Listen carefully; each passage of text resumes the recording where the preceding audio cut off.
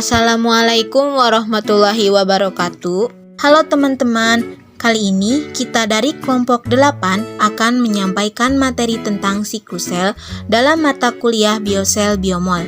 Sebelumnya, saya akan memperkenalkan anggota dari kelompok 8. Yang pertama, Clara Dwi Rosana Wowor. Yang kedua, saya sendiri Dwi Rahmi Aulia. Yang ketiga, Jumiati. Dan yang terakhir, Mala Aulia Sari. Selanjutnya, langsung saja kita masuk ke materi yang akan dibahas. Pengertian siklus sel. Siklus sel merupakan proses vital dalam kehidupan setiap organisme. Secara normal, siklus sel menghasilkan pembelahan sel.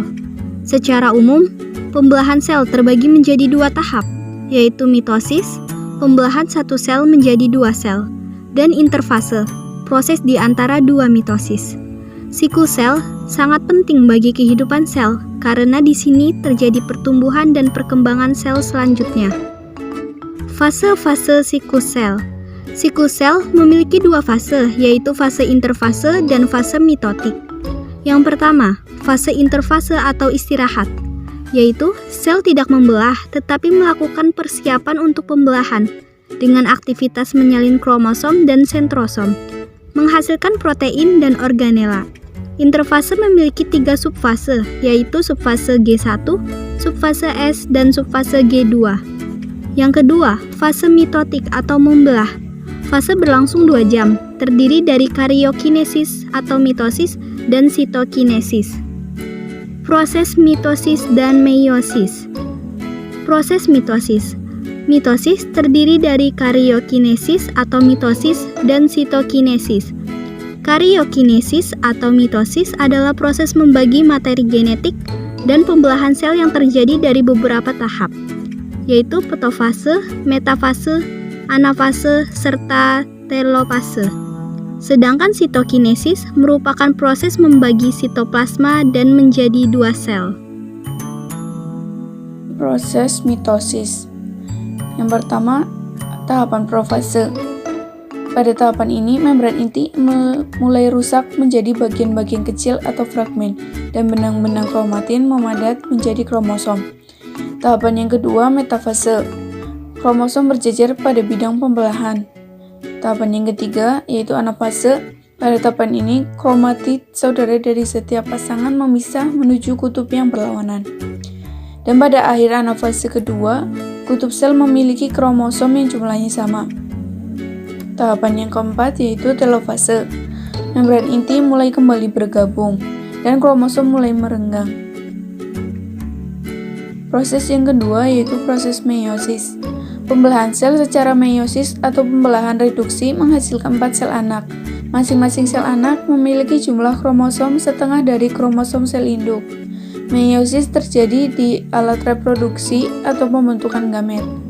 Meiosis terjadi 2 kali tanpa fase istirahat atau interfase. Pada proses meiosis, terjadi profase 1. Membran inti mulai rusak menjadi bagian-bagian kecil atau fragmen dan terbentuk gelendong pembelahan. Lalu, kromosom memadat dan kromosom homolog berpasangan. Terjadi pindah silang atau pertukaran segmen molekul DNA yang sesuai di antara dua kromatid. Metafase 1. Kromosom berjejer pada bidang pembelahan. Anafase 1. Kromosom homolog memisah dan bergerak ke kutub-kutub yang berlawanan.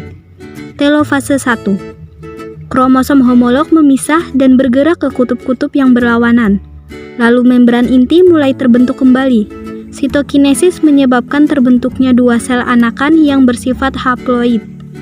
Profase 2. Membran inti mulai rusak menjadi bagian-bagian kecil atau fragmen, dan terbentuk gelendong pembelahan.